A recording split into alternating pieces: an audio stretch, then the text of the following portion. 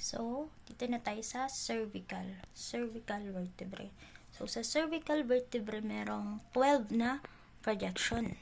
So, hinati-hati natin yan sa 4. So, 3-4 kasi yan. So, kung mapapansin nyo, meron tayong 4 na lateral projection. So, ito yon, 4 na lateral projection. Yung LP lang na dorsal decube.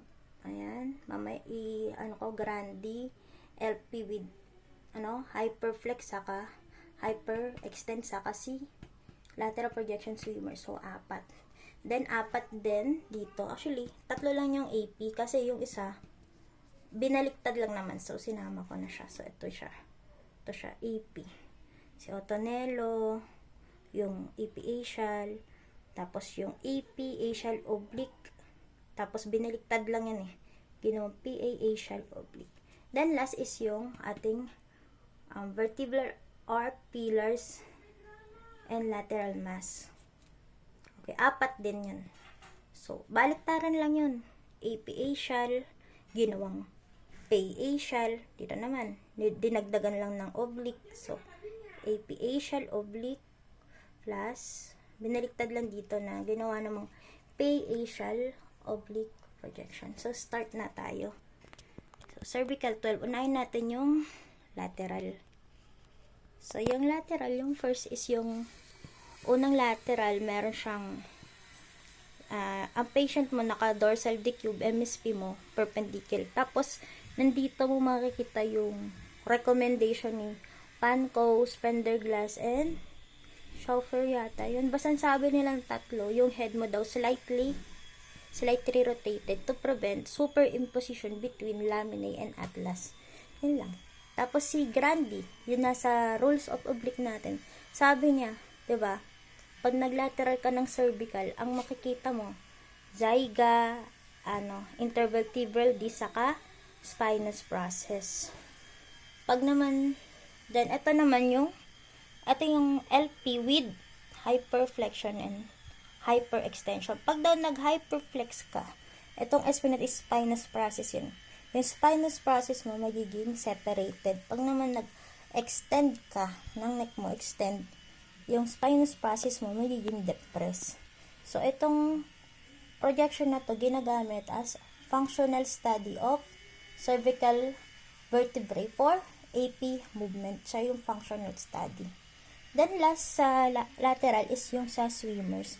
Yung swimmers, pwede mo siyang gawin in 2-way. Pwedeng Paulo, pwedeng twining.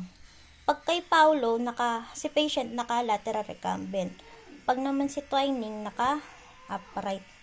Alin man yan sa dalawa yung gawin mo, same lang sila na ang central ray is perpendicular. Ngayon, nagkaka-angulation yan ng 3 to 5 caudad kapag kasi patient can't depress yung shoulder nila. Pag hindi nila kayang i-depress, diba yung swimmers, naka-depress yung isang shoulder doon. So, pag hindi kaya ni patient, maglalagay ka ng 3 to 5 degrees caudad na angulation sa central ray mo. So, anong makikita dito? Makikita dito, cervicothoracic region. So, ano yung cervicothoracic region? From C7 to T1. Yun yung makikita mo. Then, may recommendation si Monda na 5 to 15 degrees cephalad. Para sa yun? To demonstrate the 4th IVT. So, sige, summary natin ha. Dito daw sa unang projection, ang makikita, ayan, normal lang siya. Tapos, meron lang siyang recommendation ni Pancoast, Penderglass, and Schaufer. Dapat daw, naka-head is slightly rotated to prevent superimposition nga ng lamina sa atlas. Sa Grandi naman, ito yung diretso na siya, structure shown. Zyga, IVD, spinous process. Pag naman lateral with hyperflexion, saka hyperextension, makita yung functional study ng cervical vertebrae for AP movement. Pag naman sa LP, swimmers, pag swimmers, makikita mo, cervicothoracic region. Sabi ni, Monda, pagka nag-central ray ka ng 5 to 15 cephalad, makikita mo yung 4th IVDs. So, tapos na tayo sa lateral. Next naman is yung ating AP. Sige, AP muna tayo. So, si AP, 4 din. 4. Una, yung normal na AP lang, yung si Ottonello Waging Jaw. So, winawag yung jaw, makikita mo entire C1 to C7. Yung buong cervical mo makikita mo naka-AP. Okay? Entire. So, sabi, paano naman pag hindi winag yung jaw, tapos ano na lang ako, angulation, which is yung AP axial projection natin. Ang angulation ko is 15 to 20 degrees sa palad. Kahit i-angle mo pa, hindi mo makikita yung C1, C2. Makikita mo lang C3 to C7. Okay? Then, ito naman yung, pag naman daw nag-AP ka, tapos axial na, inoblique mo pa, AP oblique o AP. So, ang position ni patient is RPO saka LPO. Sino ni sabi niyan? Si Barson ni saka si Kompenstein. So, AP axial and oblique. Axial, unahin muna natin yung central ray. So, ang central ray, pagka AP axial oblique, is 15 to 20. Ganun din dito sa PA. Sasama ko na kasi baliktaran lang yan. So, ito, PA naman siya. So, ang position niya, rawlaw. Kung dito, sepalat, dito naman, caudad. Ganun lang. Tapos tayo sa axial. Dito naman tayo sa oblique. So, yung degrees nung pagka-oblique niya, 45 degrees away from the IR yan eh. Tapos, ito naman, 45 towards naman. Kasi nga baliktaran. So, sa structure show naman, ang makikita mo, intervertebral foramina, far from IR. Far siya. Dito naman, sa IVF, dito naman sa PA, near.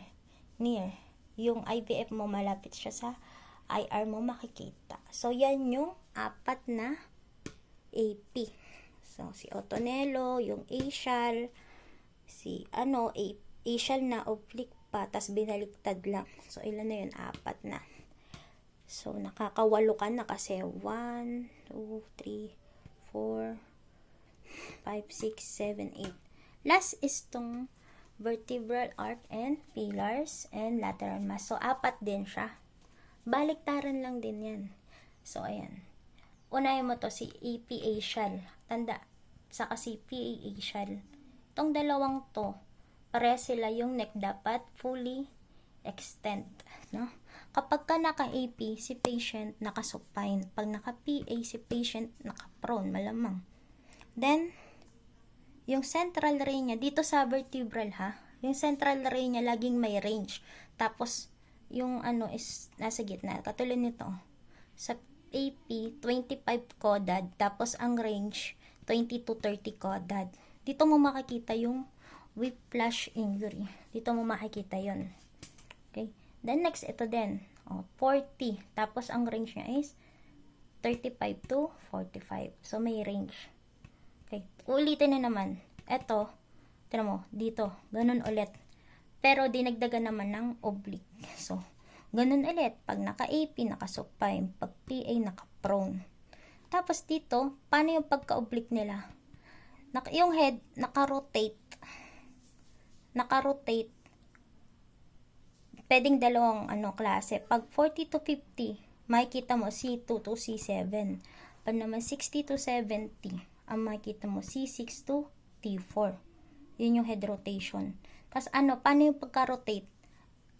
Dito, jaw away from the side of interest. Parang hasoy din sa, sa shoulder. Yung head away from the side of interest. Ganun din dito. Okay? Tapos pang tatandaan? Ito, ginagamit lang kapag kasi patient hindi kaya to. Hindi niya kaya mag-neck fully extend. Gagamitin mo tong dalawang to. Use when patient can hyperextend the neck. So, tapos na tayo dito sa pagka-oblique niya. Dito naman tayo sa axial. Ano yung central ray niya? Kung mapapansin mo, hindi ka pares dito. Kasi, magkaiba. Para silang 35. Tanda mo na lang, 35. Pero kapag ka-AP, caudad, pagka PA, sepalad. Tapos, ayun, may range na, 30 to 40. Gets? Tapos, yan, lahat yan. yung apiacial, PAcial, apiacial oblique, PAcial oblique, lahat yung apat na yan. Iisa lang ang structure shown. Ayan yung structure shown. Sissules. Yan na. Sissules. Sissules, S superior, I inferior, articular process. Yung Z, zyga. Yung U, upper 3, thoracic vertebrae. Yung L, laminae. Yung S, spinous process. So, ayan. Yan yung vertebral arc and pillars. Ayan, ulitin ko ha. Ayan. Baliktaran lang naman. Ulit-ulitin pa ba yan? Basta AP, supine. Ito mo, AP, supine. Ito din, supine. Pag PA, prone. Ito din, prone. Pagka AP, pansinin mo yung central ray, caudad. Pagka PA, si palad lahat yan, no? Tatandaan mo na lang yung numbers. So, yan lahat siya. So, yan na yung 12. So, 1, 4 dito. Sa lateral, 4. 1, 2, 3, 4. Sa AP, 4 din. 1, 2, 3. Ito hindi AP, pero binaliktad lang siya. So, sinama ko na 4. Sa vertebral arc din, 4 din. O, 1. Binaliktad. 2. O, dinagdagan ng oblique. 3. O, binaliktad. 4. Tapos lahat sila, sissules yung structure shown.